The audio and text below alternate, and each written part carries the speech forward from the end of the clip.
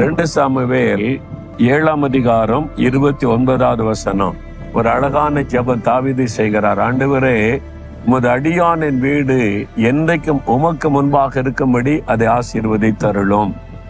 ஒரு வீடு கட்டும்போது அதை பிரதிஷ்டை பண்ணி ஜெபிக்க போதகர்களை அழைப்போல சபை மேய்ப்பர் வந்து அதை பிரதிஷ்டை பண்ணி ஆசீர்வதித்து ஜெபம் பண்ணுவாங்க. இந்த வீடு ஆசீர்வதிக்கப்படணும் அப்படின்னா என்ன அர்த்தம்? அந்த வீட்டுல குடியிருக்கிறவங்க ஆசீர்வதிக்கப்படணும். அதுக்கு ஒரு அருமையான ஜெபம் தாவீது செய்கிறார். ஆண்டவரே, உமது அடியானின் வீடு என்றைக்கும் உமக்கு முன்பாக இருக்கும்படி அதை ஆசீர்வதியும்.